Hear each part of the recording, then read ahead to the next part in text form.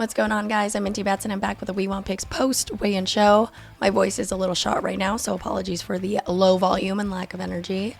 Also sorry if it looks like I'm saying words and nothing is coming out.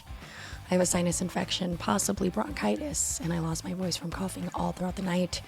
Something's going around the air in the We Want Picks community, so watch out. We've got UFC 308 in Abu Dhabi this weekend, super early card. I don't like the early cards, but I get it.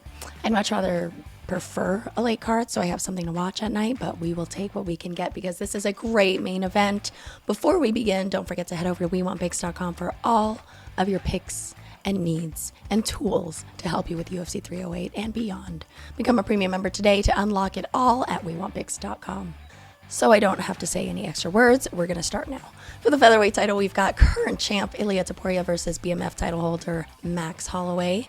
Topuria was the first fighter to be weighed. He's undefeated in the UFC, with his last win coming to another one of my loves, Alexander Volkanovski. And when Ilya showed up on the scale, I had to stick my tongue back in my mouth because, my God, he looked so good. I actually felt my face blushing when he smiled on the scale. He came in at 145 pounds, looking good as ever. Max Holloway was next to be weighed. He's coming off of one of the most amazing wins I've ever seen in my life. I actually still think about his fight with Justin Gaethje every single day because that's how insane it was. Max did look a little skinny, but he made weight at 145 as well. The main event is good to go, but in case anything happens, Diego Lopez is the backup fighter for the main event, and he, although needed to strip down, he made weight at 145. Next up, Khamzat Chimaev versus Robert Whittaker at middleweight. The undefeated Chimaev was the final fighter to step on the scale.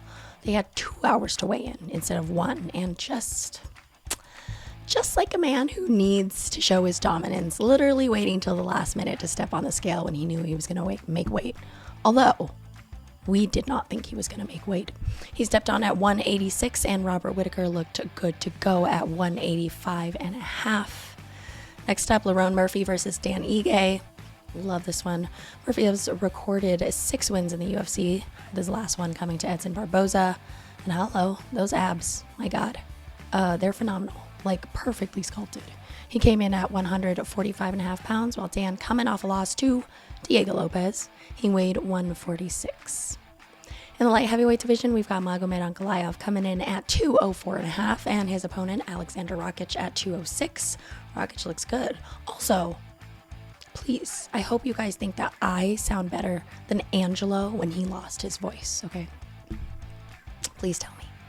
To open up the main card is Sharap Magomedov and Arman Petrosyan. Arman is Jacob's lock of the week this week. Currently at a plus 140 dog. He weighed 186 on the scale, while Sharap Bullet came in second to last on the scale, but he made weight at 145 pounds. In the feature prelim, we've got Ibo Aslan taking on Raffael Cerqueira.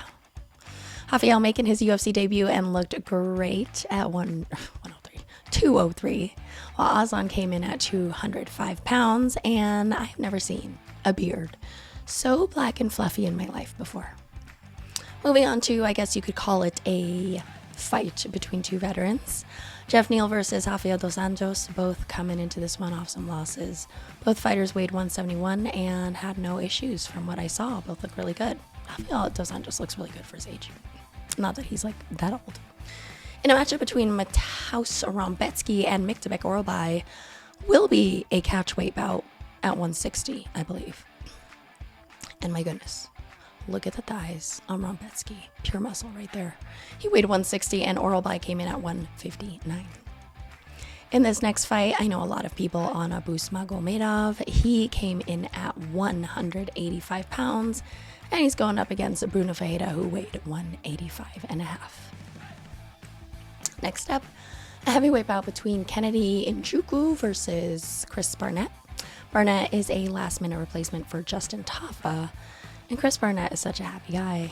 It was all smiles on the scale and came in at 264 pounds. Meanwhile, Kennedy coming in as the largest favorite on the card, along with Farid Basharat.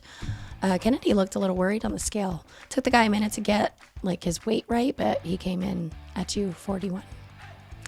Next one is very interesting because it's supposed to be a bantamweight matchup between Farid Basharat and Victor Hugo, but they both missed weight. Fakhretdinov Basharat came in at 137, and he knew he was going to miss when he came up to the stage. Victor Hugo, on the other hand, came in way overweight at 145.5 pounds for a 135 weight class. So if I'm not mistaken, they both agreed to fight at featherweight. For the middleweights, we've got Ismail Naurdiev taking on Bruno Silva. Ismail made weight just fine at 185, while Bruno was one of the last fighters to be weighed. He requested the box immediately, but he made weight at 186. And lastly, Rinat Fakhretdinov and Carlos Leal. Leal is making his debut, and he is a last-minute replacement for Nursultan Ruzaboyev. Carlos Leal came in at 169.5 pounds, while Fakhretdinov at 171. That is it, my friends. Thank you so much for sticking with me through this entire thing with my voice. I understand if you watch this on mute, but please don't forget to subscribe right here on YouTube for the next post-weigh-in show for UFC Vegas 100, Brandon Moreno versus Amir Albazi. Good luck.